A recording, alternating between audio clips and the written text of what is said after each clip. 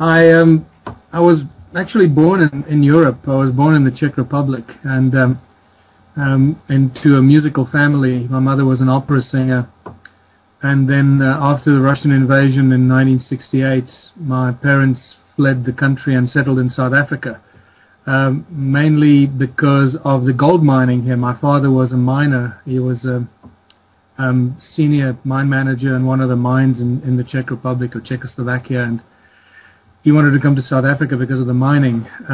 So that's how I ended up here. But I grew up on the mine fields in South Africa, the gold mine fields, and not really realizing how that would affect and influence my perception and thinking about the world around us.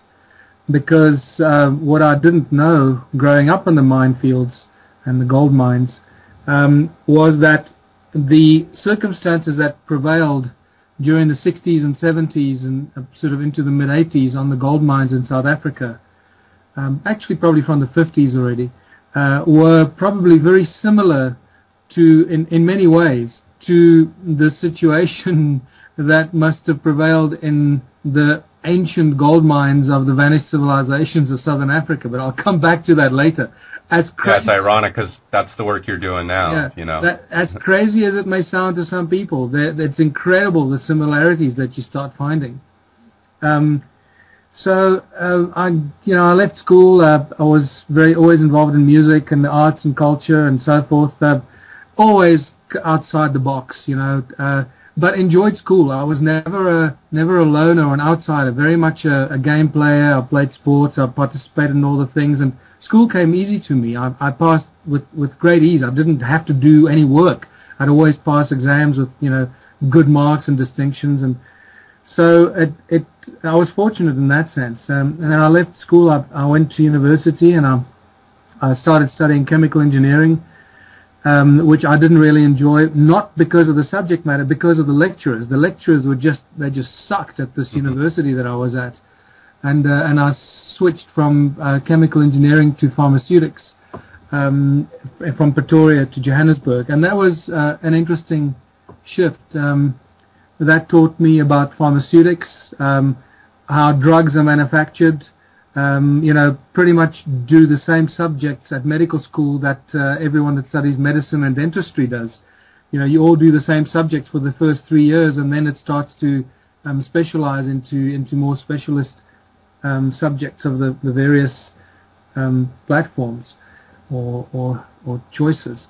So I realized at that stage that something was quite not right with the story that we've been told about humanity, our origins, the genetic code, how it all fits together. And it was also at that time, at the age of 18, that I read Erich von Däniken's Chariots of the Gods. And that was really the trigger point for me, I guess, at the age of 18. Although so that was when you started getting interested in truth and stuff like that, looking behind the curtain? Yeah, so it was about 1978, okay. 78, 79. And that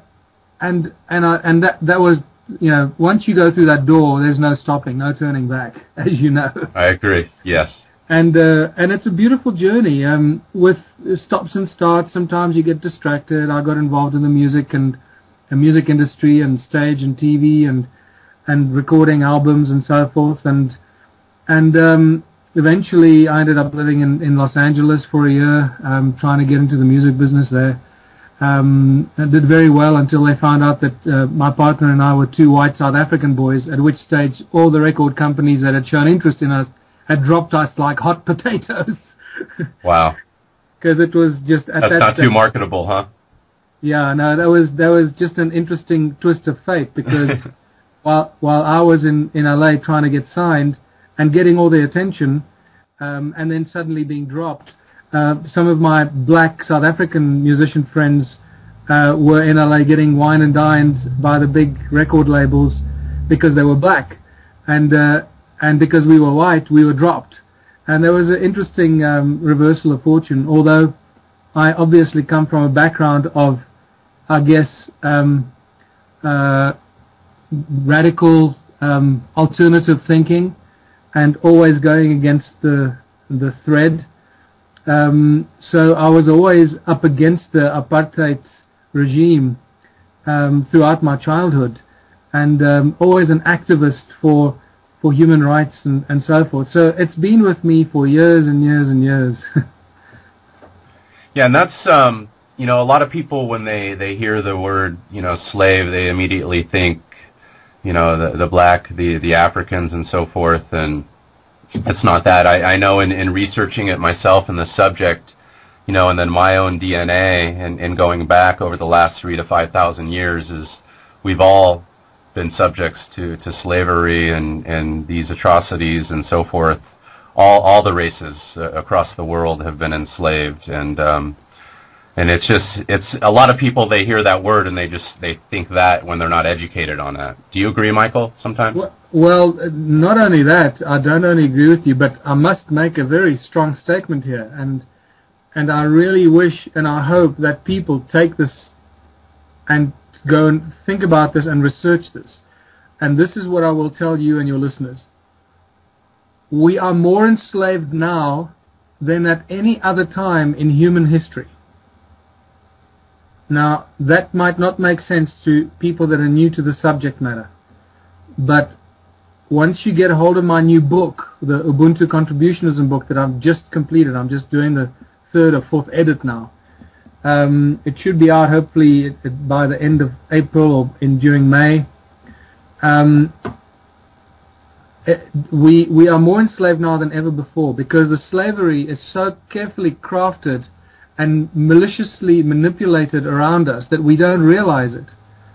And it's that awakening that really gets a lot of people off their backside and start becoming activists for true liberation of humanity, the true liberation of our consciousness and true liberation of living, breathing human beings from the draconian enslavement of every government on this planet that enslave their people in ways that they cannot even begin to imagine. And the most important tool of enslavement, which we're going to come back to later, I guess, or in another program, is money. Money is the primary tool of enslavement on our planet today. And I know that I might be jumping around because we're supposed to be talking about origins of humankind and ancient civilizations, but unfortunately, and very excitingly as well, this is how beautiful this storyline is.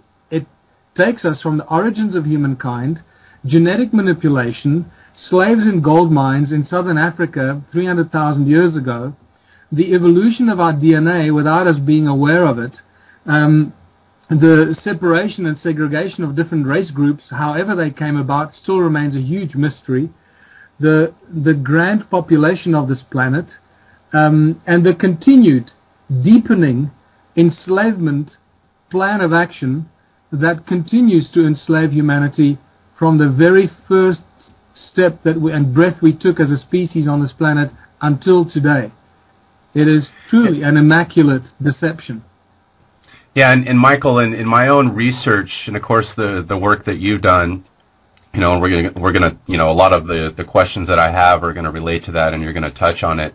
You know, when I look back at history over the last 5,000 years, it doesn't matter.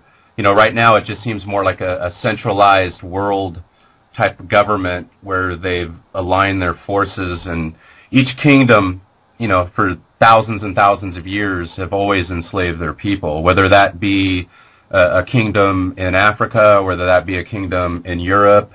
They've always done that unless you were an aristocrat, correct? Yeah, to some extent, yes. I think that there are definitely examples of indigenous people and native populations that have operated under slightly different situations and different structures. And if you look at that time, and I know it's going where you're going, I wanted to say that it was either be a slave or enslave, and it seems like around 3,000 years ago, and a lot of the work that you relates to what you're doing, that a group of kingdoms had aligned themselves and just took over the world. Yeah, it's definitely, it probably started as far back as about 6,000 years ago, about 4,000 BC, and it could be even further back in time. I guess I suspect, should I say, that it goes back to the end of the flood, just after the flood, the sort of great biblical flood that we talk about some 12,000 years ago. And again, I speak very broadly in those time frames because we're not 100% sure, are we? But there are some indicators that tell us that there was a great flood. Most scholars and researchers seem to agree on this great biblical flood that ended about 12,000 years ago. I believe that it was after that event that completely and utterly annihilated this planet.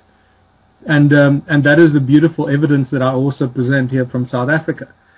But that evidence can also be seen in other parts of the world, and not just here in the South.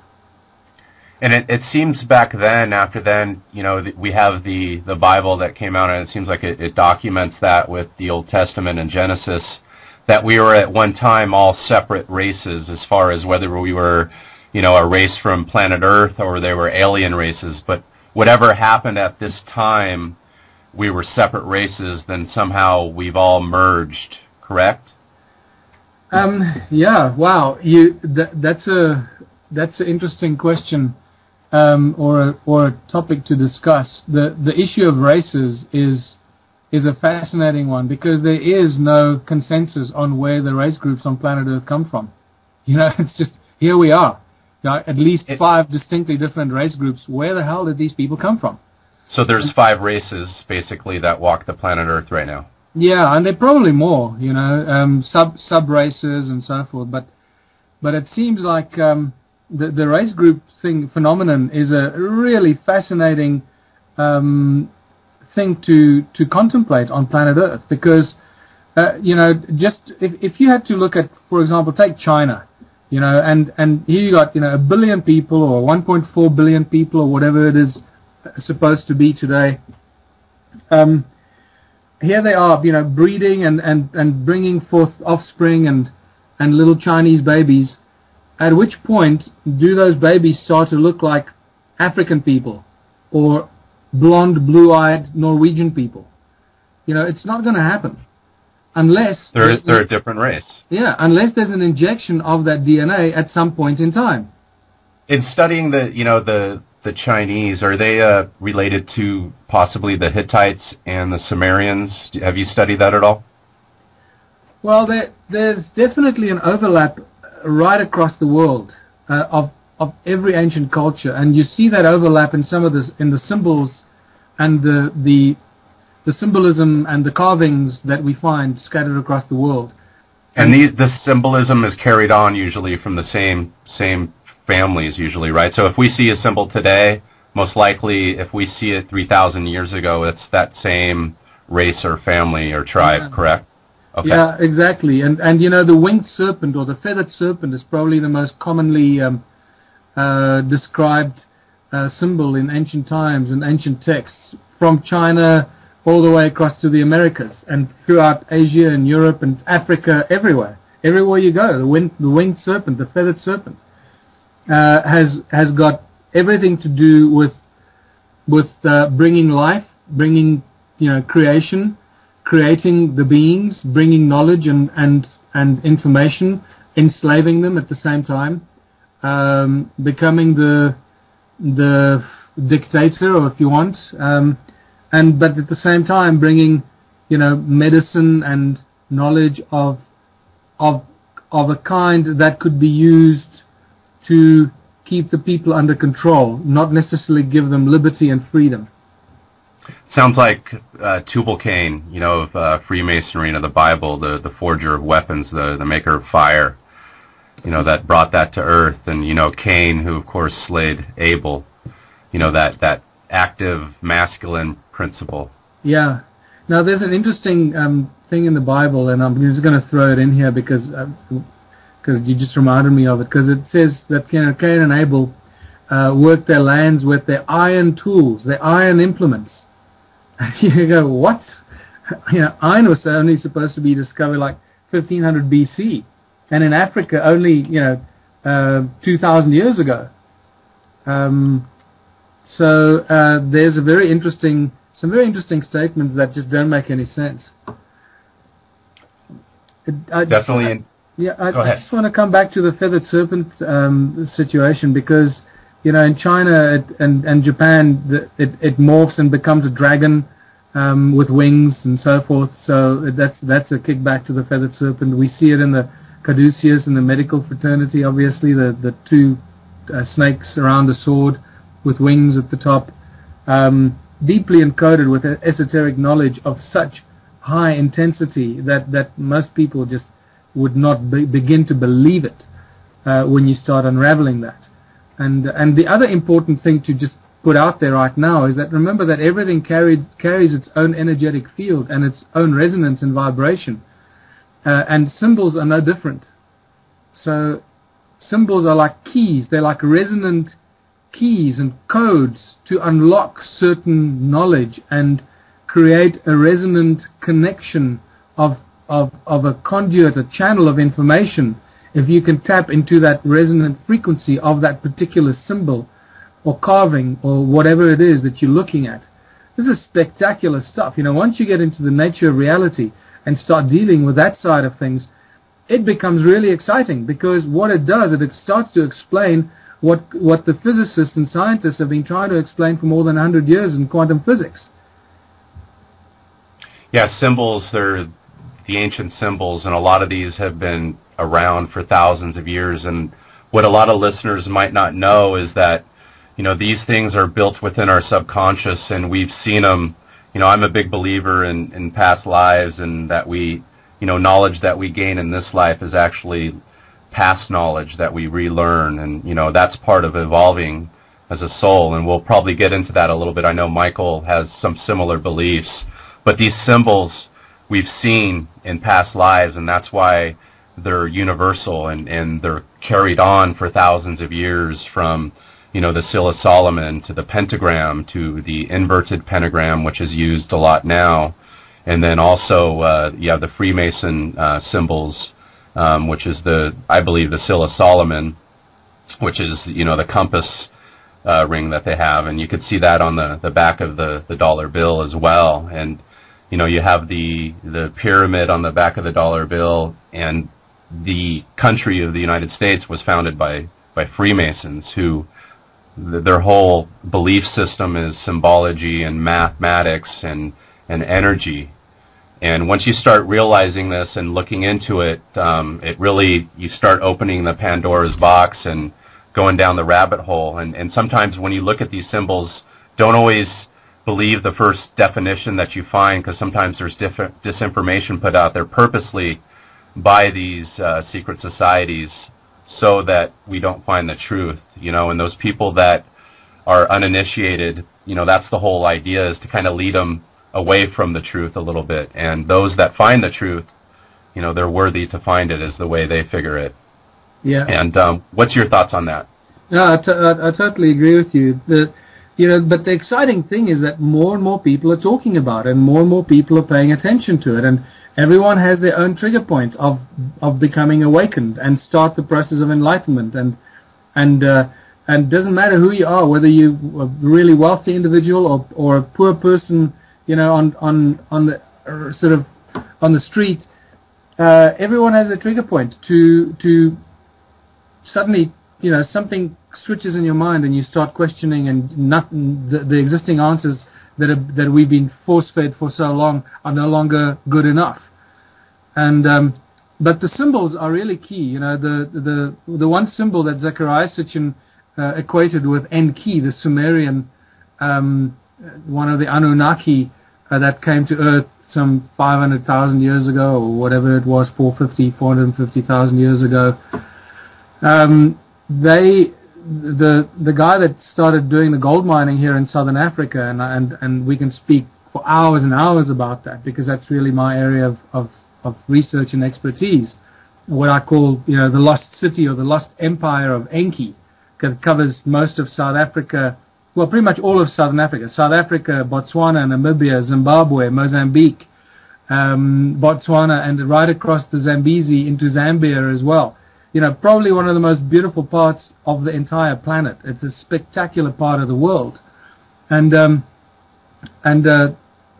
this is why so many people choose to live here, I guess. and and uh, and also climatically, it's just so amazing, you know. But what you find is what Zecharia Sitchin equated with Enki, the guy that set up the gold mining empire here, is the caduceus was the symbol that he associated with him, and Enki was also referred to as the medical guy, the geneticist, the guy who actually oversaw the genetic cloning and manipulation of the new species, the Lulu Amelu, the primitive worker, and Enki, until recently, was just seen to be a Sumerian figure, until I went and had a full-day meeting with Baba Credo Mutwa, South African wise man and great elder of great knowledge and consciousness. He's the highest level of shaman that you can find. He's a Sanusi shaman. And Credo Mutwa has become a global icon for exposing hidden indigenous knowledge. And many people are actually were very angry with him when he wrote his probably most important book, Indaba, My Children, in which he spills a lot of the beans that have been held sacred by the African shaman.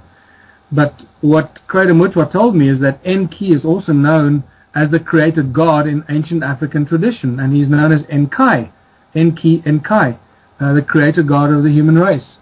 And you start seeing the connections. And one of the, if we can get back to the symbols, one of the most recognized, instantly recognized symbols as well is the cross in a circle. The Sumerian cross in a circle. Sometimes it has wings, like the winged disc, or sometimes it's just the cross in a circle. And that symbol you'll find all over the world. And it's fascinating when you start looking at why did people carve these crosses in circles. Until I started looking at this and my whole sort of journey of discovery here in Southern Africa, with discovering these ancient vanished civilizations here of millions and millions of stone structures that lie scattered throughout Southern Africa.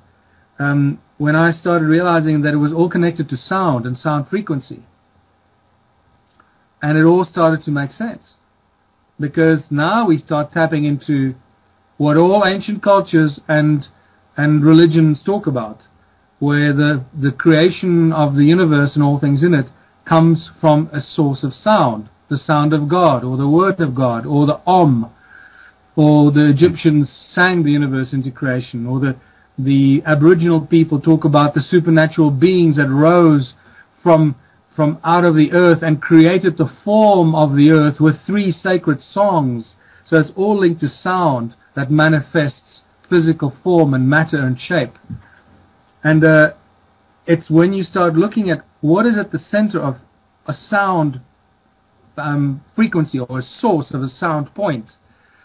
And to my great surprise, or I shouldn't say surprise, to my great amusement, I guess, I found that when at the center of this, what I call a pop, there seems to be this beautiful symbol shape that the sound makes of a cross in a circle, following sacred geometric principles. And all is energy. Yeah, it's absolutely fantastic. So when you start seeing the crosses, the Gnostic cross, the Christian cross, all the different crosses from throughout human history, the Knights Templar cross, etc. They all have a specific reason why they drew them like that. And if you start looking at them in my presentation, I actually show you how just even the form of those, the cross in the middle that comes out of a little circle in the middle, is just a representation of the sound frequencies that manifest form and shape and matter. And that's why music is so important, and you've seen it a part of religion ever since the very beginning, with the hymns and the chants and the so forth. It changes us, and that's what everybody needs to realize out there, that music and what we listen to and what we intake into our minds is so important, and what we surround ourselves with. From, if you're listening to hardcore heavy metal music all the time that's real hateful and angry, guess what's going to happen with you? It's going to change you. It's going to change your very structure and your DNA into that hateful type of thing. And they know that, the powers that be understand this, you know, and you find that in rap music as well, you know, and it gets inserted into our brains and it changes us. And music is one of the most powerful, the human voice, the most powerful magical enchantments in the world. And that's, you know, a thing that's related to your subject. I was thinking about the most powerful and highest paid people right now this is basically the two E's, I call it, either entertain or enslave. Yeah. And you look at that could be banking, that could be pharmaceutical, as far as the enslavement goes, anything related to that, or the big corporations. And then you look at entertain, you find that in sports, you find that in music. These guys are the highest paid because they could enchant the largest audiences. Yeah. And usually these people aren't the best of role models as far as spirituality goes, or truth or love. It's usually the complete opposite, and it's materialism. Do you agree? Yeah.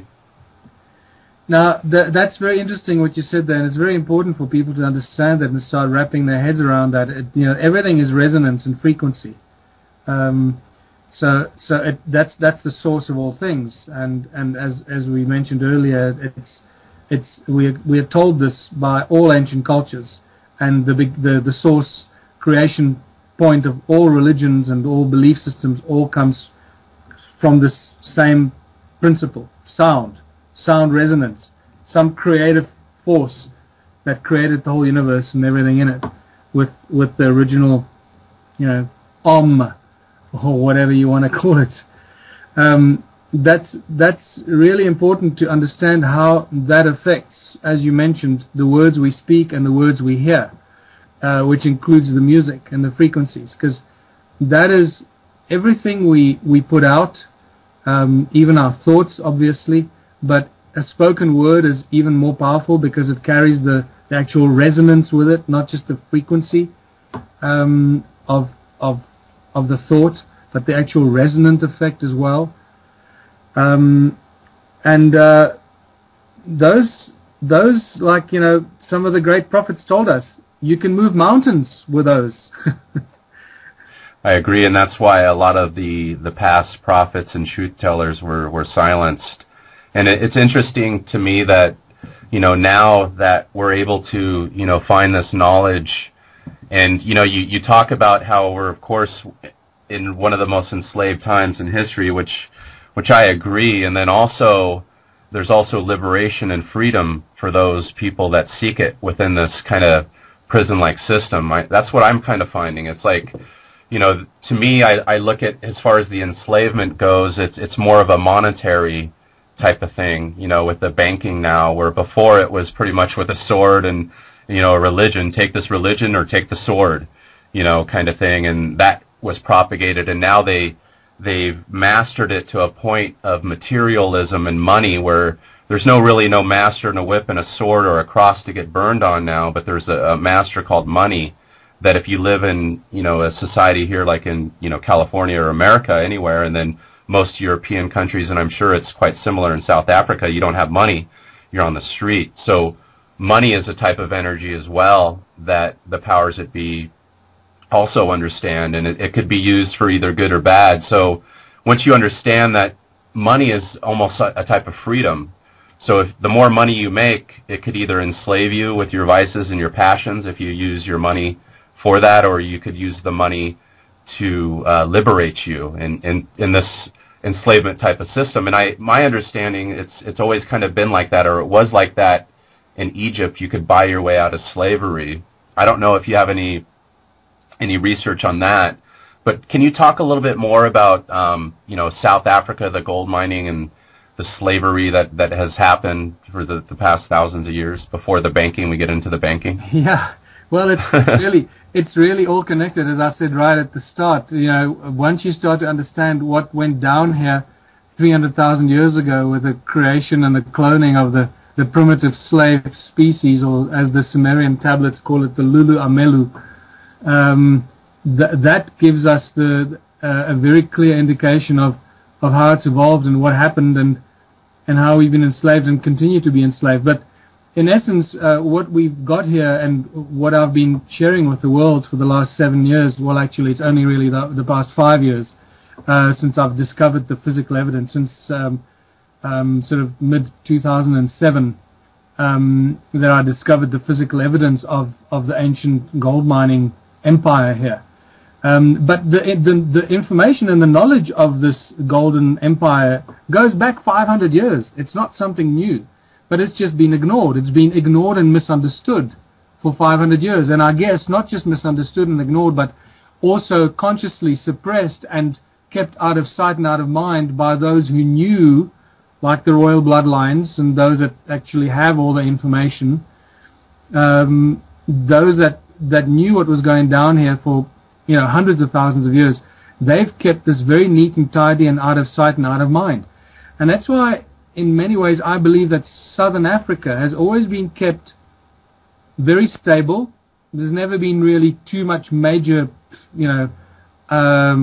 war kind of activity here. That's all North Africa and the Horn of Africa and up there, thousands and thousands of miles away from us. We don't even know that it exists. But they've had to keep this part of the world away from the sort of glaring eyes of the rest of the world, because it's the golden goose that keeps laying the golden eggs. It's interesting because everybody thinks that Egypt is that. Was that just it came later, Egypt? They pretty much mined South Africa, or South Africa was always the place, and the Ordo ab Chao, look over here, but it's really over there. Oh, absolutely. Remember that Egypt, obviously, the whole Egyptian story that we've been sold today is just a deception. I mean, I came back from Egypt in December completely disillusioned. I couldn't believe what I had encountered. My first trip to Egypt, and it was not what I had expected. I realized that it's like, I now call it a Disneyland of deception. These huge monuments and these giant temples and all that, but that's pretty much all you've got. Where are all the ancient cities? Where did the people live? Where are the civilizations that built all this stuff? Where are the people that built the pyramids? They're just nowhere to be found. And you realize that we're dealing with huge amounts of information that lies buried below the soil. I traveled extensively all the way from Cairo and Alexandria all the way down to Aswan, and saw many sites. And what became very clear to me is that there's an absolute cover-up going on to prevent the older and more ancient civilizations that lie down below the sand, the next layer down, from being excavated. And that's really fantastic, because we don't, unless you know what you're looking at. If you're just a tourist and you go to Egypt, you're so overwhelmed by the spectacle and the size and the temples and the stories that they tell you, and it's all part of this storyline and the fairy tales that have now grown into huge lies and deception. Is it so? The whole story of Egypt, I mean, of course it's not all made up, but a lot of it is. Is that what you're saying? Or there was no pharaohs? Or No. I'm just saying that the real history of Egypt lies buried below the soil. We're not seeing it. Gotcha. And the main example of that, there are two main reasons I say that. Is firstly, that the Assyrian temple at Abydos is a great example, where you got those huge, probably I'd say 300, 400, 500 ton blocks and pillars that make up the underground. It's just partially excavated. We don't know how much larger it is. It lies below the existing temple. It's filled with water. Clearly you can see that there's a lot more to dig out and excavate, but they've stopped. They've closed it off. There's barbed wire all around it. And that's where the flower of life is not carved, but printed with some sort of a laser technology, several flowers of life on one of the pillars. And that has been closed off. No one goes there, and strangely enough, it's now becoming one of the most sought after attractions in Egypt, because people realize that that's where the real information lies. buried beneath the soil that they don't want to excavate. So that's something they find, and until they decide if they want to release it to the public or never release it, it's that kind of thing. It's like, oops, okay, close it off to the public. We got to do our own kind of secret government type of. Gotcha. Yeah, exactly. Or like one of the other temples, I forget which one it is now because I visited so many, where the helicopter and the tanks or all those carvings have been exposed. Well, apparently what happened is it was covered by some plaster, and then the plaster fell off and exposed those hieroglyphs, and it sent such a shockwave through the entire Egyptological, historical department, that they closed that entire temple for something like, I speak under correction, but something like 9 years or 12 years. It was closed because they didn't know what to say to the people about those hieroglyphs. Wow. So it just shows you. But when the other place that I went to, which very few people go to, it's not easy to get to, is the pyramid and the site at Abu Ghraib. Now that is just spectacular.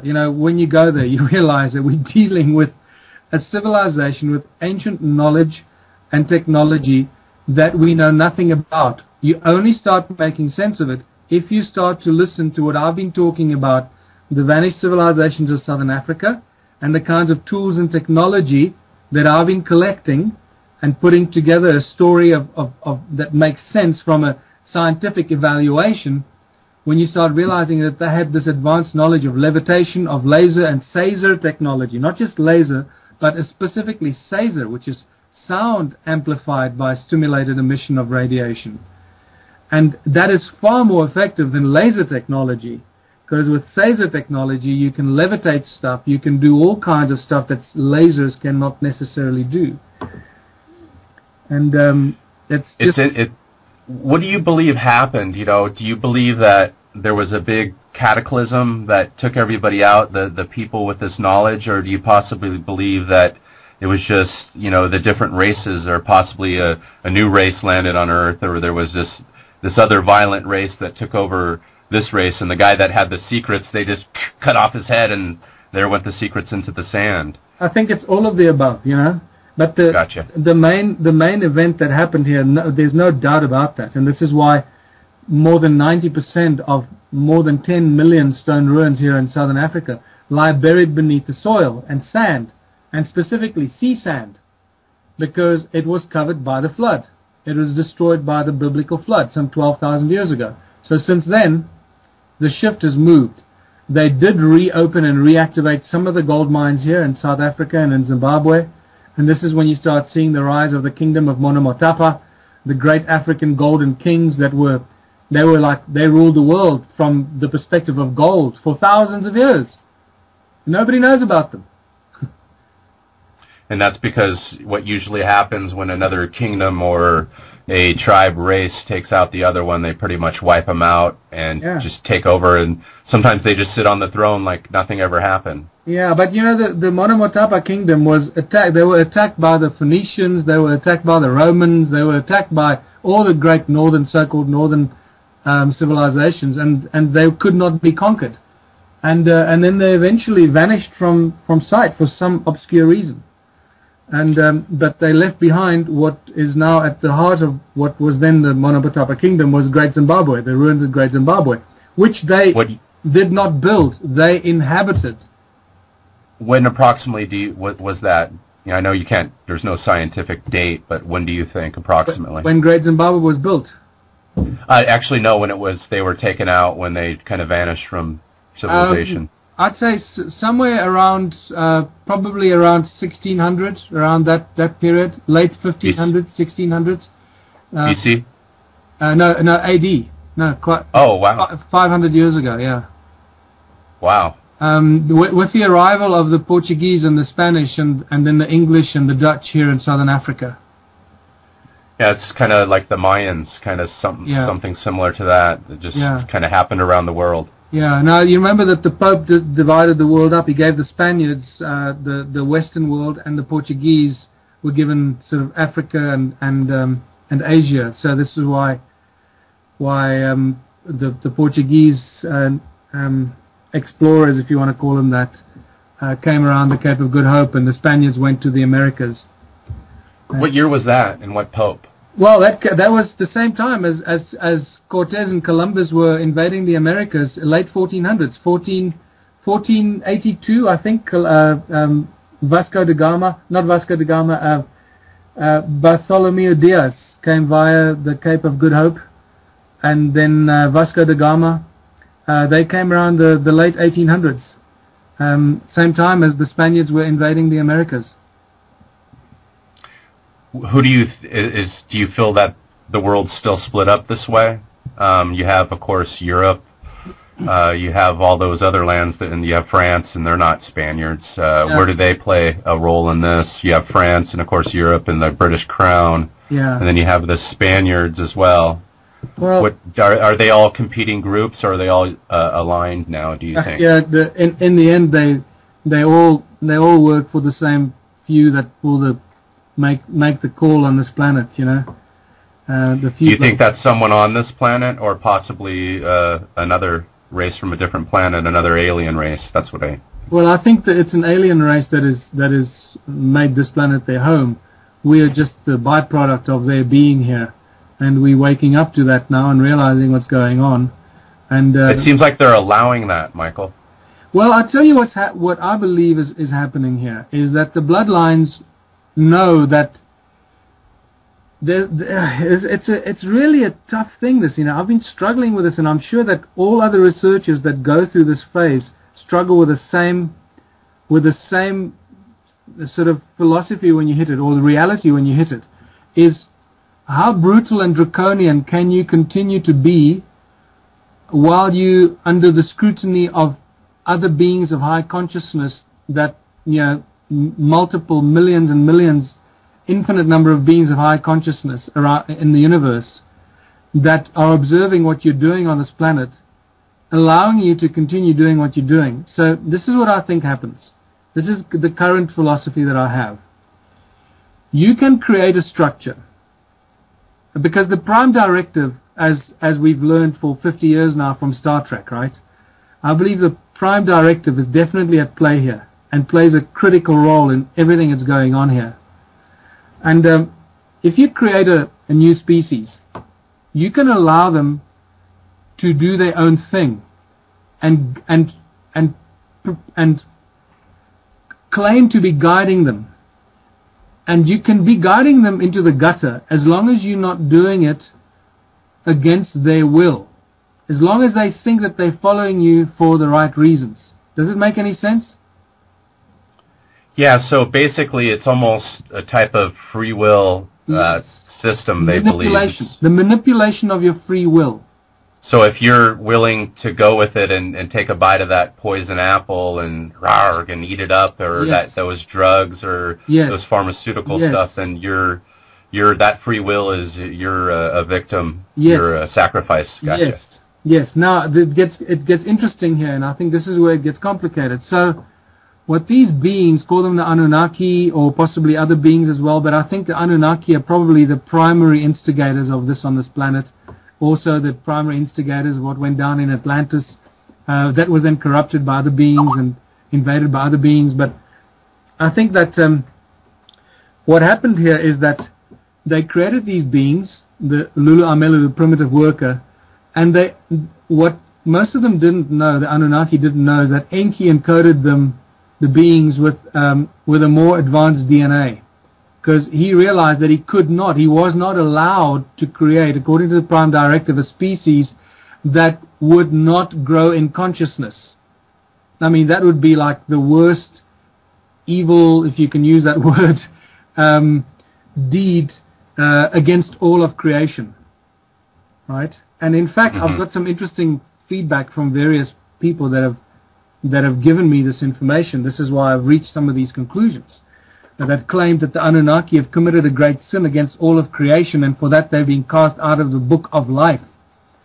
And this is all connected to their activity on Earth, their obsession with gold, but not the shiny gold, the white powder of gold, the monoatomic gold, which is a very highly energetic substance that has very important attributes, and and was used and continues to be used by them very strategically. this stuff gets really weird. The deeper you get into it, the weirder it gets. And I know we just jumped straight into the deep end here, you know. Yeah, no, it's interesting, and I know a lot of the listeners and people that are interested in what you have to say, Michael, or this is what they want to hear, you know, and we need to, you know, and I'm sorry I interject sometimes because I feel that some of the questions I might have and touch on, even though I might interrupt your thought or questions people might have, like such as the Anunnaki, what planet did they allegedly come from? Yeah, well, you know, Sitchin claims they come from Nibiru. Whether that's true or not, I remain open on that. I will definitely side with Sitchin because I do believe that he was a great scholar. He devoted his life to this subject matter. There are others that have studied the text as well that seem to agree with him. Although he's got hundreds, if not thousands, of detractors, I have no time for those people, I must tell you, because from my own research and some of the people that I've spoken to who I have the highest regard for that have worked with Sitchin have very, very honorable things to say about the man. But I just want to come back to the Anunnaki and the gold and what they did here, because it is really interesting. So you can influence a being by pretending to lead them and then take and allowing them to form what they believe is free will. So they give you things like democracy. You see, you've got freedom, you've got choice, you've got democracy. You can choose a leader, but we'll stage the leaders. We'll put them there for you to choose. So you don't really have free will. We'll set the stage. So you really make choices that have been predetermined for you, and but under the belief that you've got free will and you can, you know, do what you want. But the moment that the creature or the being shows signs of higher consciousness and starts to contemplate its own being and its own evolution into the family of beings of high consciousness that make up the universe and the multiverse, and starts to comprehend the unity consciousness principle and the source field of unity consciousness, the fact that we all actually resonate from the same source, and starts to recognize and realize these advanced bits of knowledge and information, that you've lost them. At that moment, you may no longer exercise your draconian or your potentially draconian laws and rules against that being because they've chosen a different path. Does it make sense? It makes perfect sense, because I believe that the powers that be allow that in this society to an extent, except the monetary and the taxes. You know, that's in the Bible. You got to give to Caesar what is Caesar's. Yeah. So I think what's happening now is that we are waking up so quickly. The enlightenment and the rise of consciousness is going exponentially around the world. And millions of people are having these kind of discussions.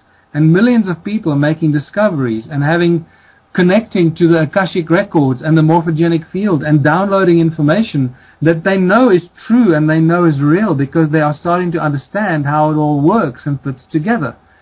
So it is no longer possible to lie to the people. You can only lie to the people that are uninformed and ignorant. So this is what the whole thing of enlightenment and awakening is all about, is the moment that humanity will reach our true liberation and freedom from the draconian oppression of those who use money as a tool of enslavement and the draconian rules that they've implemented over 6,000 years around money. Those days are now over. We are here in these times, and this is why the Mayans spoke about it, and the African cultures talk about it, and the Aboriginal people talk about it, the Native American people talk about it. You know that in 1986, some of the Hopi elders and some of the other Native American people the chiefs came to South Africa. They met with Credo Mutwa and a few other shaman and elders of Africa, because they believe in their Native American cultures that the rise of the new world and the new age will come from South Africa. I mean, how bizarre is that? It's interesting, because I've never heard that until you stated that. I just heard that yesterday, and you know, I always prepare for my interview of, right before the day before, and I heard you say that in a video and again right now, and it's really interesting because no one ever thinks to look to South Africa. Well, you've got to, and this is why I bring people back to the end days will be as the first days, and as above, so below. This is the end of the cycle. The Mayans said this is the end of an age and the beginning of another. So if the new age is rising, and we're already rising into the new age, then it has to come from the place where humanity originally came from, and that is right here in South Africa, not Zimbabwe. Okay, Michael. What about, when I look at this, I want to play devil's advocate here as far as the world goes. When I look at, I agree with you, people are waking up more than ever, and people are being led to the light and the truth, and it's being hard to control them. But I also look at the other side of the spectrum, that I feel personally that 99% of society is still asleep, that still could be lied to, and they love the lies, and they love the materialism, and they love it being abused. And a lot of them I've tried to talk to and educate, and some of them are my own family and my wife. It's not my wife, excuse me, my wife's family.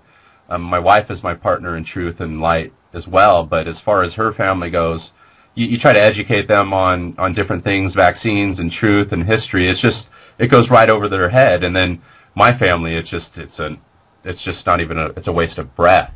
And then friends, we don't have too many friends because they're more interested in the materialism and in the Facebook, BS. Instead of educating someone with their Facebook account, they want to talk about their meal and how good they look and their hair they got and just change their Facebook page.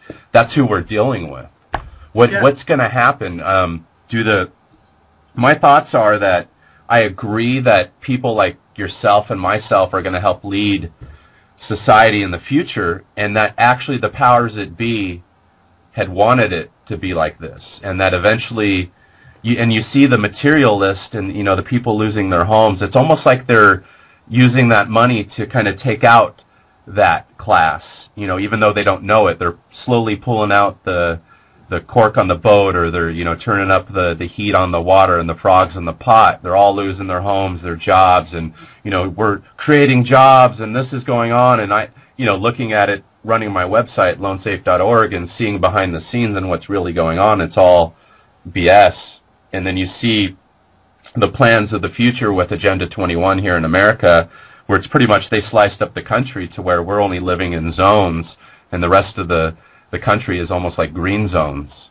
It's almost like this is all going towards that agenda, and they're pulling the plug out on materialism to an extent. Yeah. Look, you can only push people so far. I think that what happened in Cyprus with the banks closing was a test to see how far they can push people with, closing their accounts and just robbing their accounts and just pure, it's just pure theft. In global headlines. And they wanted to see what the people would do. Well, they could see that the people do nothing. So that was not a good omen. But it did make people around the world realize exactly that the banks have the ability just to close your account and keep all your money. And nobody's going to accuse them of theft.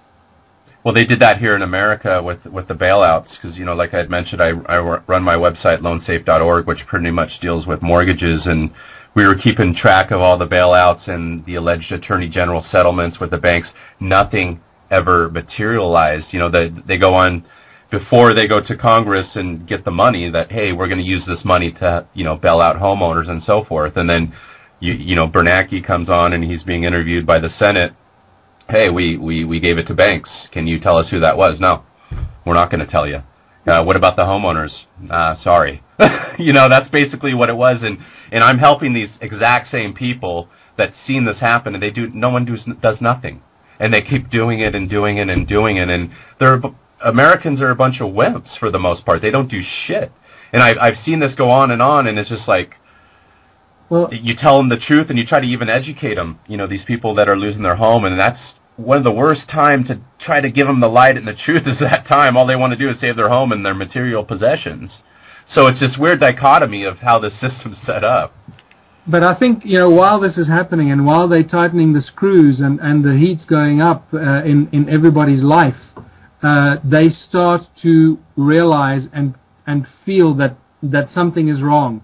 And it's at that moment and at that point that they are more open to possibly receive a message or a word or a sentence or an image or something from somewhere that will be their trigger point.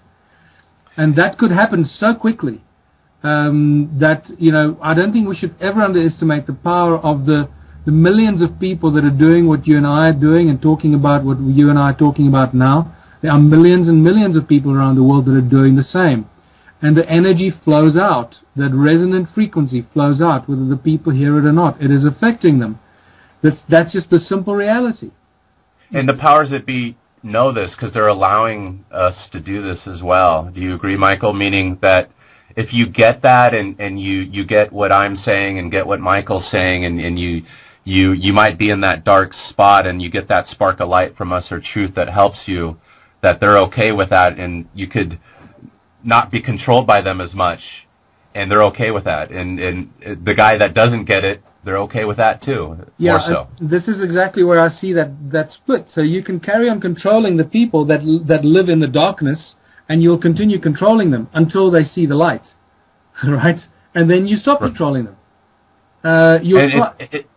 It seems like the secret societies have allowed the light for us to, because when you go, a lot of the stuff that we talk about, you know, in finding you, Michael, and getting educated on what you've done, and of course thousands of people, every video I see and every talk that you do gets 10, 20, 30, 40, 50,000 views, and I mean there's probably hundreds of videos of you on YouTube talking about this, and you're not being silenced, you're not being taken out, you know, you're being allowed to enlighten people, you know, so I feel like it's the catch-22, the ordo ab chaos kind of thing being played on the people. Yeah. That we're allowed to be enlightened as long as not too much of us get enlightened, and as long as they could keep their control on society. But do you think that the end goal is complete and total enslavement hell, or it's eventually wipe out those people that don't get it, they wipe themselves out, and we eventually have a more free type society that you and I dream of, and we're sovereign and we don't need the law to govern us through the day? And you know, when I study Freemasonry and the secret societies, they all talk about that day, of that coming, and that plan of that new world order that some people hate is actually could be a good thing, or it could be the exact opposite, which you see on the internet, which is completely total control, annihilation of the human being, where we're nothing anymore. What do you see it happening in the end result? Yeah, it's a really good question, and I've contemplated that as well, because in some sense a new world order could be a utopian world, utopian life, but it has to follow certain principles. Now, this is why I believe that my new book that I've spent the last 8 years formulating, since basically 2005, which I originally called Contributionism, a blueprint for a new social structure, a world without money, which is now, the book is going to be called Ubuntu Contributionism, a world without money, because all ancient cultures had very similar systems. They varied slightly, but they all came down to the same basic principles, that you don't need to be governed, that communities can look after themselves, and the moment you remove money from the system, you open up the doors to innovation and to unlimited and unbridled invention and abundance. That's the most important thing. You know, we live on a planet of abundance, and we are constantly bombarded with scarcity.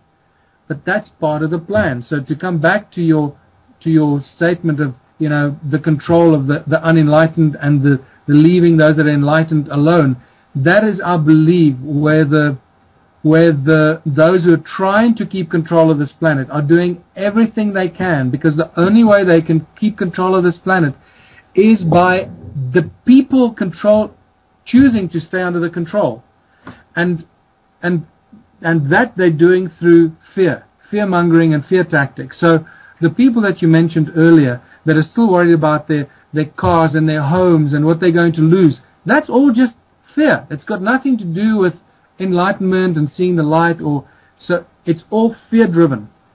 People are scared because they don't really know what's going on. Once you realize that this life is an experience, and it's really a projected reality, if you want to call it that. It's like a movie. You know, we're a conglomeration of light particles. We coagulated light that has manifested in physical form, that is consciousness imbued into the body and the form, that is suddenly find ourselves on this beautiful planet that for some reason that we're coming to terms with now has been abused and manipulated by a group of these beings. And we're now realizing that this abuse has been happening, and we're choosing to move away from that. So you can't stop that, because that's, when you do that, you're contravening what I said earlier, the prime directive. And boy, has Star Trek been right on most of the things that they've been teaching us for so many decades now. You know, it's been spectacular. It's been like an education.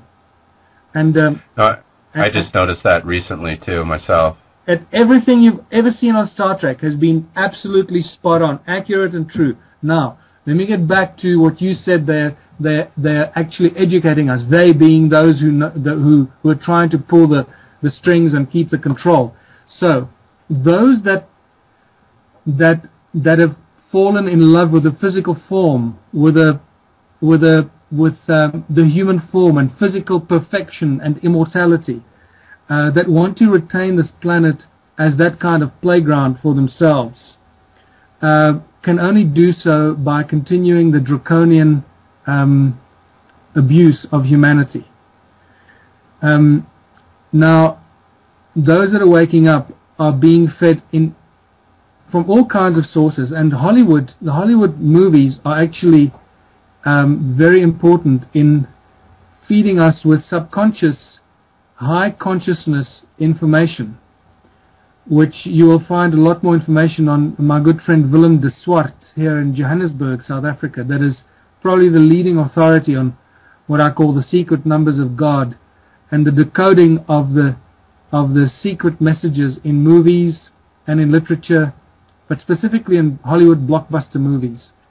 And if you just start looking at the origin of Hollywood, the name Hollywood, the fact that, you know, the wood of a holly tree was used by wizards to cast spells, and they chose the name Hollywood for this place, that they were going to make movies and create projected realities that project on a silver screen filled with what? Filled with stars.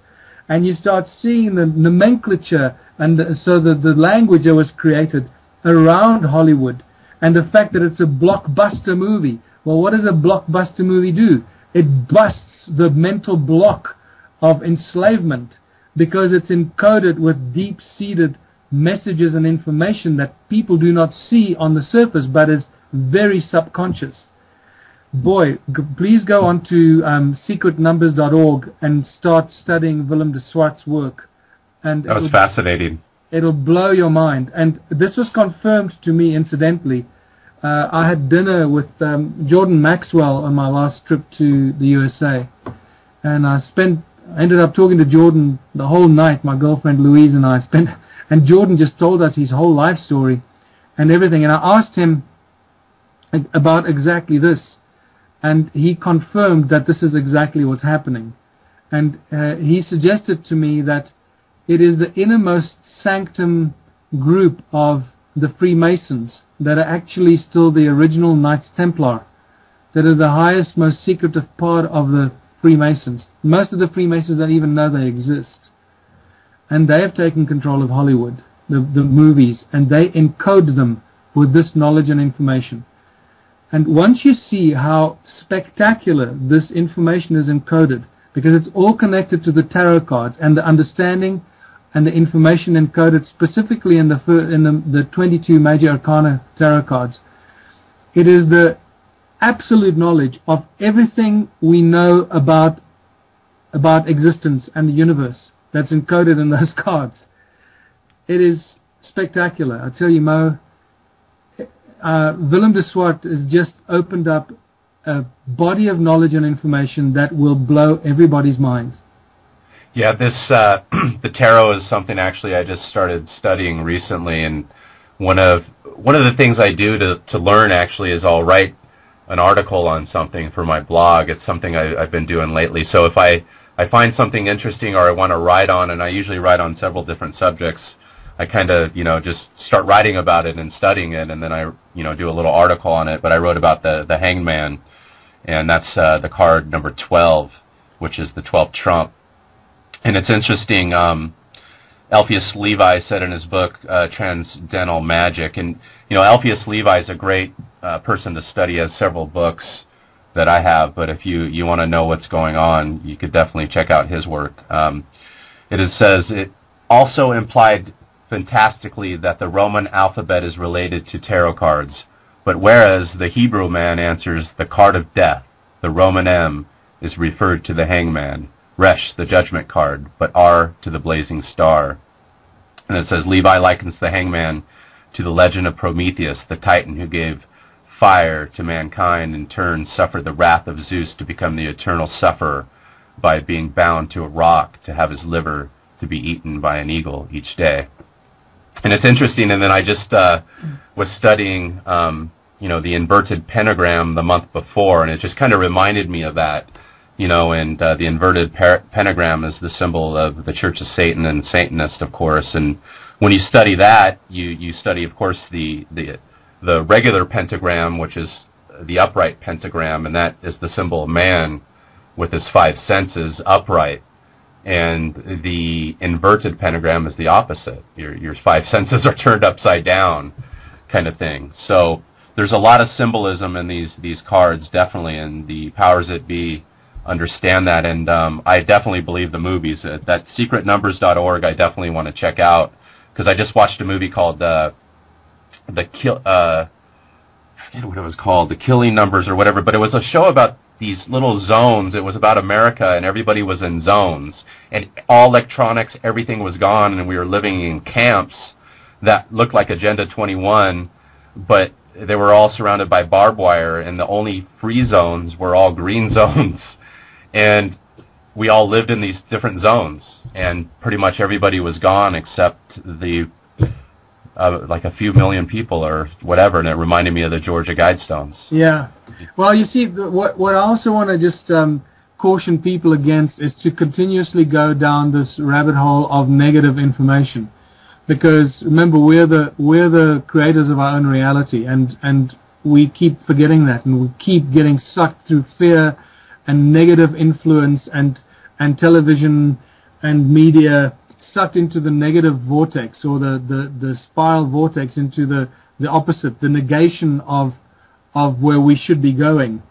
You'll find Willem de Swart talks about it's not positive and negative, but it's the creation and the negation as the opposites of each other, rather than positive and negative, because that would suggest that that God is capable of creating something nasty and mean and negative, which clearly that cannot be the case, because it's just ultimate creation of love. Love is the frequency of creation.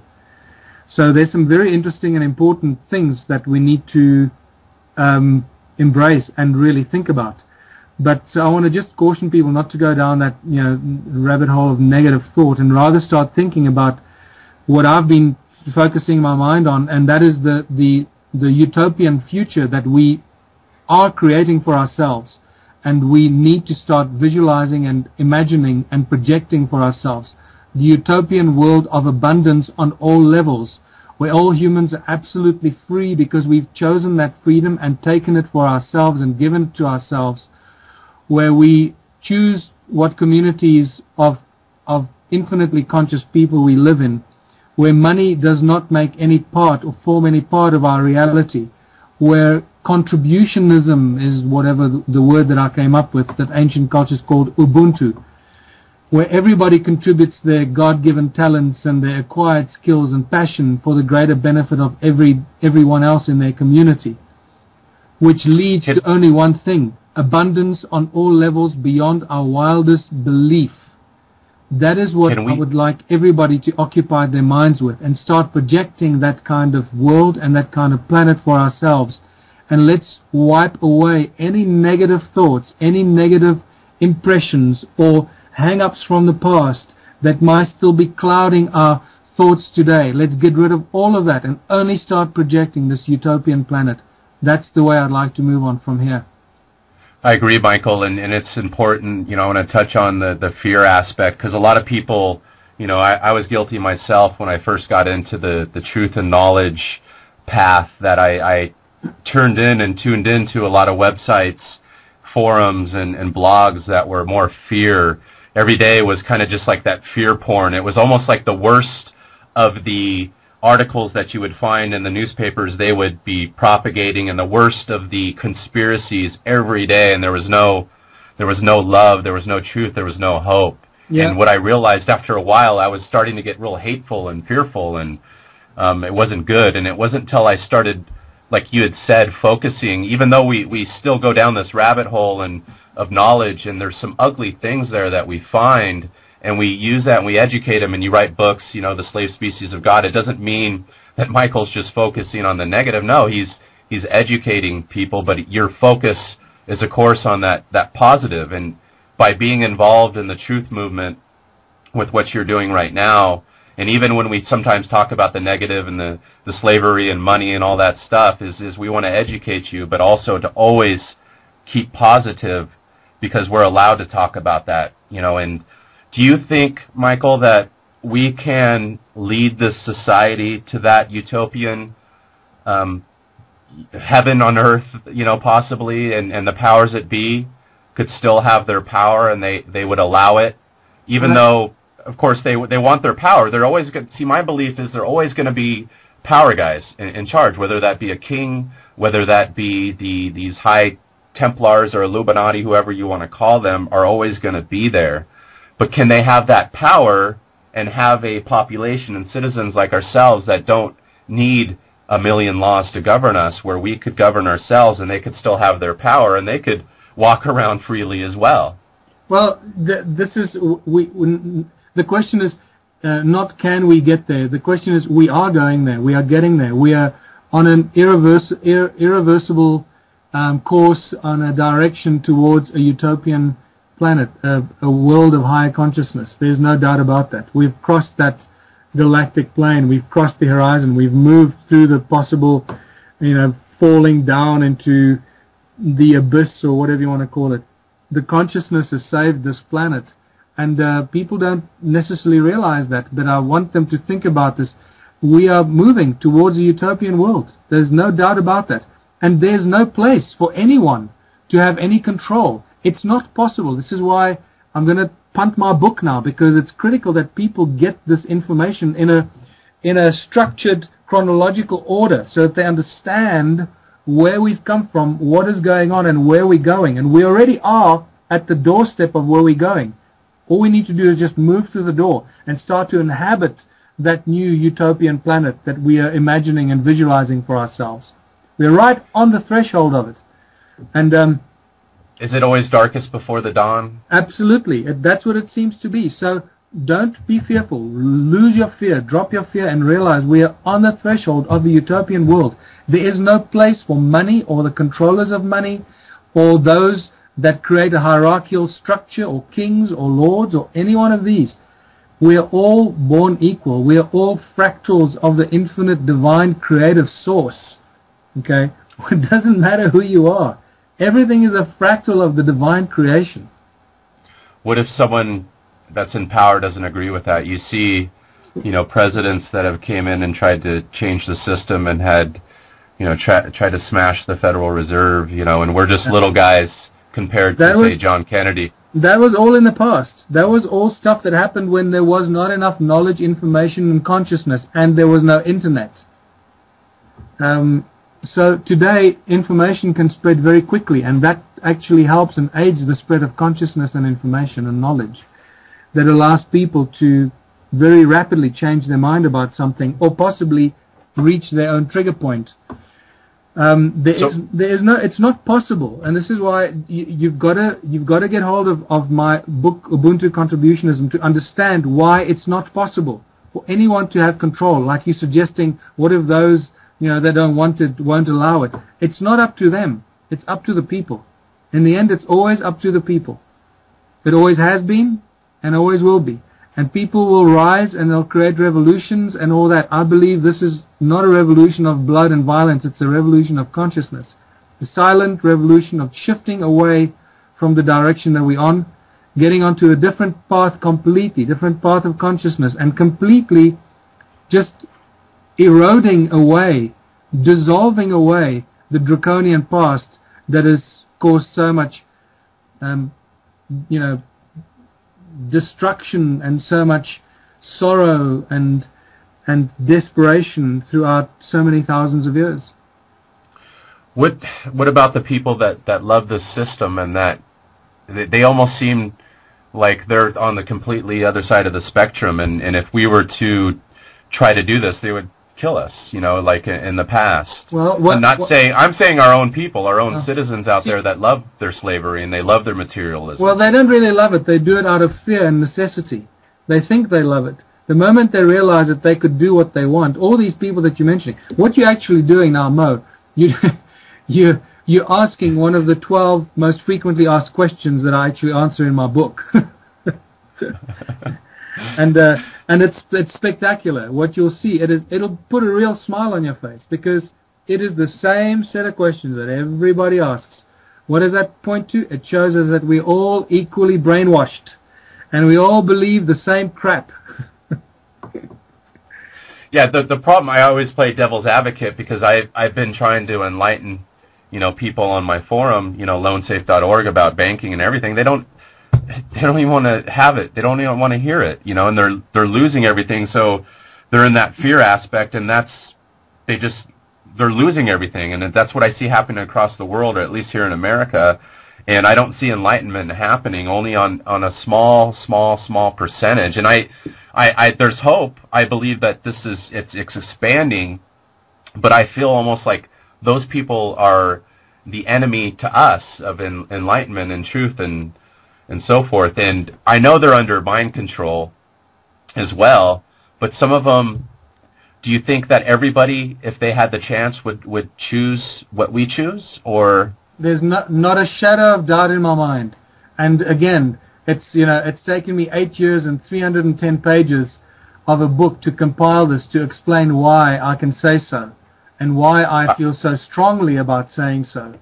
I need to get that book. Yeah, it is so obvious. Once you see the light, once you understand how the control of money and those that control money has created all these false belief systems and the control systems and the legal systems and the oppression systems and the segregation and the separation, everything that's negative and bad for humanity has been set up by those who control the flow of money. And this has been going on for 6,000 years at least.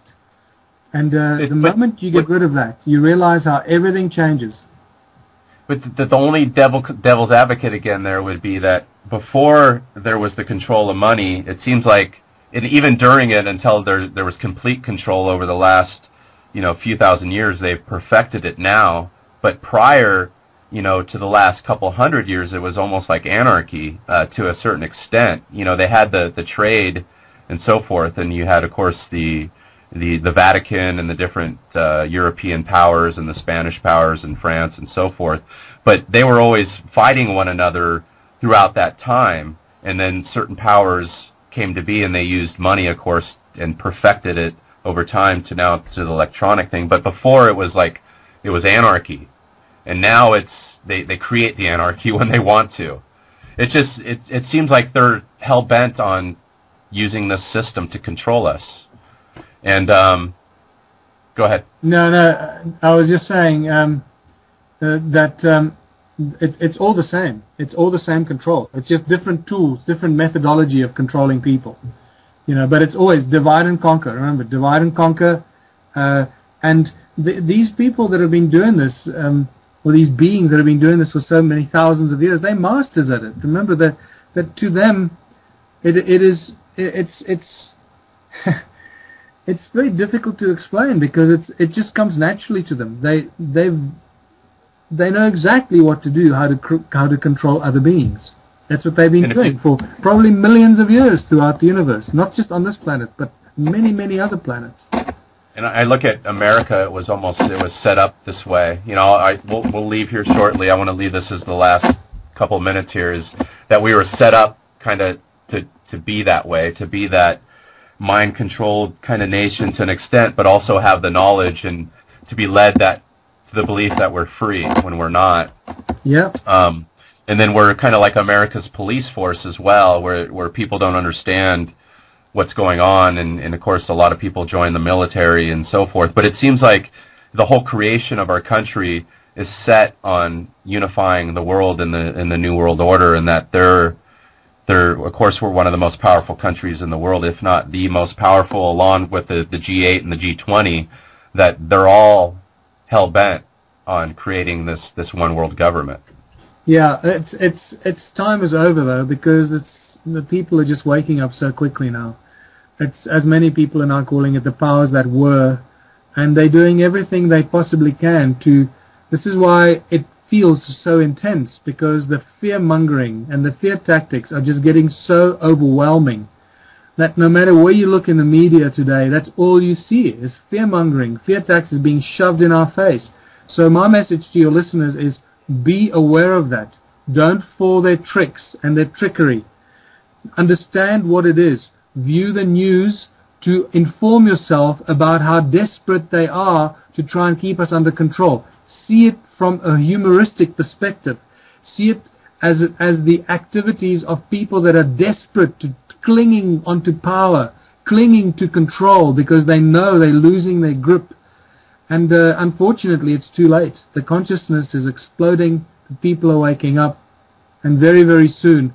And the trigger point is going to be, quite frankly, and maybe this is a good place to leave this conversation, is when the first person releases to the population of the world a free energy device that everyone can make in their home, in their garage, or they can make it in the local community workshop, and it runs your house or a couple of houses, and everything you've got, free energy, perpetual motion, magnetic energy that creates electromagnetic energy, something like John Searle has created, and I've worked quite a bit with John Searle in the last few weeks, so I know a lot more about it than I ever did before. I believe that we are weeks, if not months, away from somebody giving the world a free energy device, put it on the internet. There are no patents, nothing. Make it free to everybody. That is the death knell to those that think they run this planet. Yeah, and that's always been a way to control the people. That's a great way to end it, and I want to definitely talk to you in the coming months. Are you coming to America? Are you going to be touring here, Michael? I hope so. I hope to come to the States. It all depends what happens in my tour to Europe and the UK again later this year, but I might be in America in August, in which case I'll try and do a few talks. And I haven't done San Diego, so maybe I'll come to San Diego and do something that you can help me get the word out on. Yeah, that would be great, and I'm definitely networking with people down here now that we could probably have a good convention, and it's a major population center and truther center as well, so it might be a great idea. And the best website to find you would be michaeltellinger.com. That's it, michaeltellinger.com. And also, for people that want to join the Ubuntu movement, please, I urge you, join the Ubuntu movement. It's a global movement of consciousness. It's for everyone. No, I want to buy your book, Michael. You know, I haven't read that one. I barely started The Slave Species of God, but I want to. That book, where can we find that? On your website? Well, it's being edited. It's the final stages of editing. I hope to get the ebook out within the next few weeks, and then obviously the printed version as soon as we can print it and get into the shops.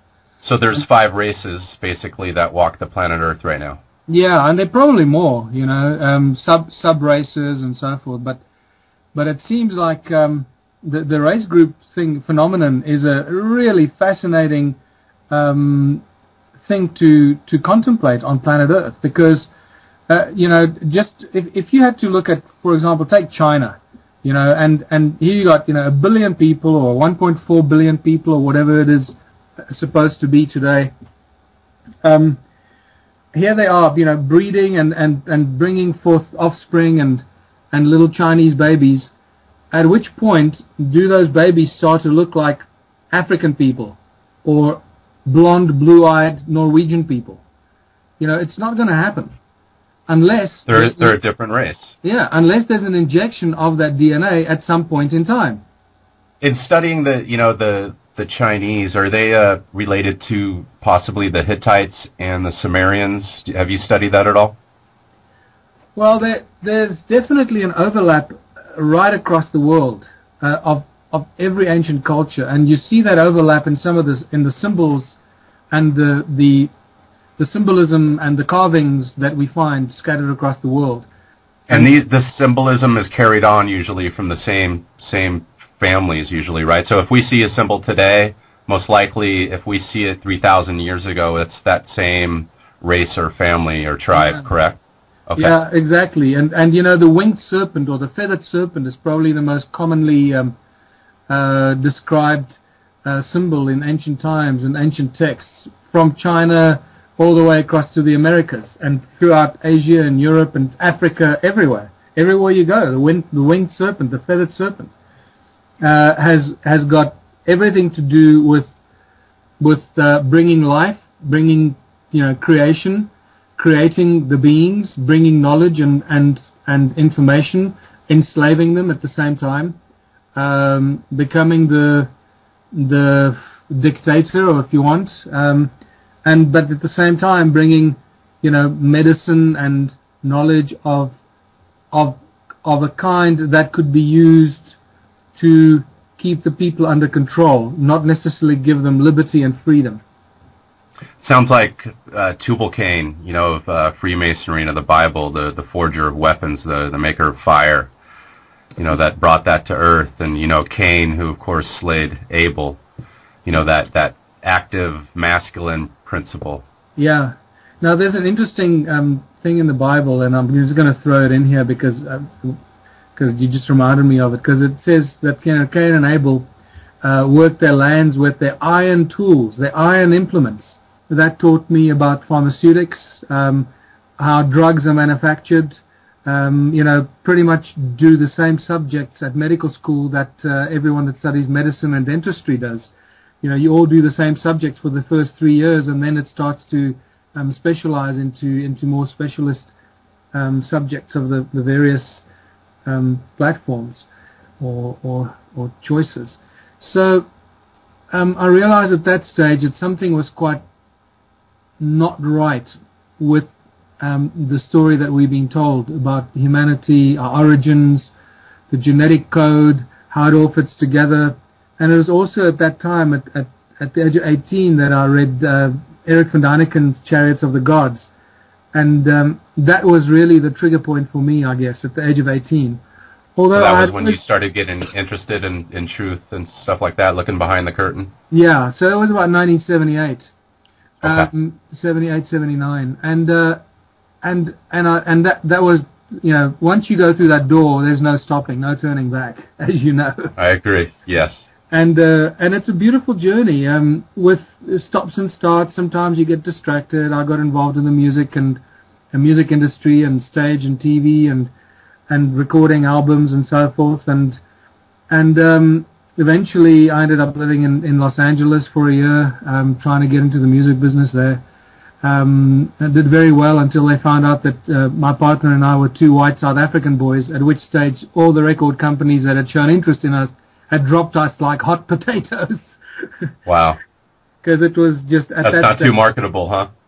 Yeah, no, that was just an interesting twist of fate, because while I was in LA trying to get signed and getting all the attention, and then suddenly being dropped, some of my black South African musician friends were in LA getting wine and dined by the big record labels because they were black, and because we were white, we were dropped. And there was an interesting reversal of fortune, although I obviously come from a background of, I guess, radical alternative thinking and always going against the thread. So I was always up against the apartheid regime throughout my childhood, and always an activist for human rights and so forth. So it's been with me for years and years and years. Yeah, and that's, a lot of people, when they hear the word, slave, they immediately think, the black, the Africans and so forth. And, it's not that. I know in researching it myself and the subject, and then my own DNA and going back over the last three, a lot of the questions that I have are going to relate to that, and you're going to touch on it. When I look back at history over the last 5,000 years, it doesn't matter, right now it just seems more like a centralized world type of government where they've aligned their forces, and each kingdom, for thousands and thousands of years have always enslaved their people, whether that be a kingdom in Africa, whether that be a kingdom in Europe. They've always done that unless you were an aristocrat, correct? Yeah, to some extent, yes. I think that there are definitely examples of indigenous people and native populations that have operated under slightly different situations and different structures. And if you look at that time, and I know it's going where you're going, I wanted to say that it was either be a slave or enslave, and it seems like around 3,000 years ago, and a lot of the work that you relates to what you're doing, that a group of kingdoms had aligned themselves and just took over the world. Yeah, it's definitely, it probably started as far back as about 6,000 years ago, about 4,000 BC, and it could be even further back in time. I guess, I suspect, should I say, that it goes back to the end of the flood. Just after the flood, the sort of great biblical flood that we talk about some 12,000 years ago. And again, I speak very broadly in those time frames because we're not 100% sure, are we? But there are some indicators that tell us that there was a great flood. Most scholars and researchers seem to agree on this great biblical flood that ended about 12,000 years ago. I believe that it was after that event that completely and utterly annihilated this planet. And that is the beautiful evidence that I also present here from South Africa. But that evidence can also be seen in other parts of the world, and not just here in the South. And it seems back then, after then, we have the Bible that came out, and it seems like it documents that with the Old Testament and Genesis, that we were at one time all separate races as far as whether we were, a race from planet Earth or they were alien races. But whatever happened at this time, we were separate races, then somehow we've all merged, correct? Yeah, wow. That's an interesting question, or a topic to discuss. The issue of races is a fascinating one because there is no consensus on where the race groups on planet Earth come from. It's just, here we are. At least 5 distinctly different race groups. Where the hell did these people come from?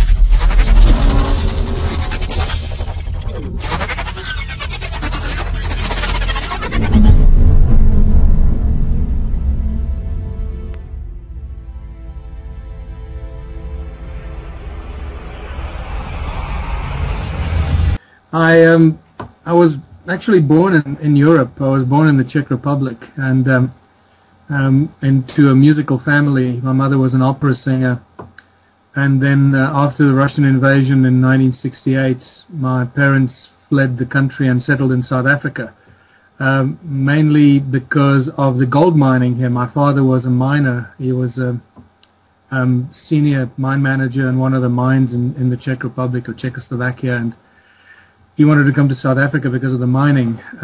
So that's how I ended up here. But I grew up on the mine fields in South Africa, the gold mine fields, and not really realizing how that would affect and influence my perception and thinking about the world around us.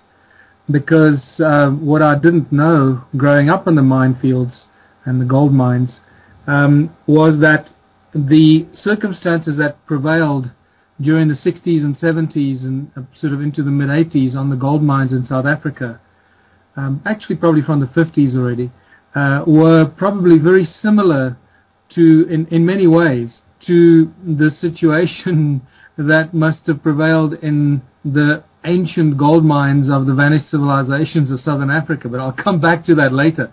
Yeah, it's ironic because that's the work you're doing now, yeah, you know. As crazy as it may sound to some people, it's incredible the similarities that you start finding. I left school. I was always involved in music and the arts and culture and so forth. Always outside the box, but enjoyed school. I was never a loner or an outsider. Very much a game player. I played sports. I participated in all the things, and school came easy to me. I passed with great ease. I didn't have to do any work. I'd always pass exams with good marks and distinctions, and so I was fortunate in that sense. And then I left school. I went to university, and I started studying chemical engineering, which I didn't really enjoy, not because of the subject matter, because of the lecturers. The lecturers were just sucked at this university that I was at, and I switched from chemical engineering to pharmaceutics, from Pretoria to Johannesburg, and that was an interesting shift. The 5,000 years is we've all been subjects to slavery and these atrocities and so forth. All the races across the world have been enslaved, and it's a lot of people, they hear that word and they think that when they're not educated on that. Do you agree, Michael, sometimes? Well, not only that, I don't only agree with you, but I must make a very strong statement here, and I really wish and I hope that people take this and go and think about this and research this. And this is what I will tell you and your listeners. We are more enslaved now than at any other time in human history. Now, that might not make sense to people that are new to the subject matter, but once you get a hold of my new book, the Ubuntu Contributionism book that I've just completed, I'm just doing the 3rd or 4th edit now. It should be out hopefully by the end of April or during May. We are more enslaved now than ever before, because the slavery is so carefully crafted and maliciously manipulated around us that we don't realize it. And it's that awakening that really gets a lot of people off their backside and start becoming activists for true liberation of humanity, the true liberation of our consciousness, and true liberation of living, breathing human beings from the draconian enslavement of every government on this planet that enslave their people in ways that they cannot even begin to imagine. And the most important tool of enslavement, which we're going to come back to later, I guess, or in another program, is money. Money is the primary tool of enslavement on our planet today. And I know that I might be jumping around because we're supposed to be talking about origins of humankind and ancient civilizations, but unfortunately, and very excitingly as well, this is how beautiful this storyline is. It takes us from the origins of humankind, genetic manipulation, slaves in gold mines in southern Africa 300,000 years ago, the evolution of our DNA without us being aware of it, the separation and segregation of different race groups, however they came about, still remains a huge mystery, the grand population of this planet, and the continued deepening enslavement plan of action that continues to enslave humanity from the very first step and breath we took as a species on this planet until today. It is truly an immaculate deception. Yeah, and Michael, in my own research, and of course the work that you've done, we're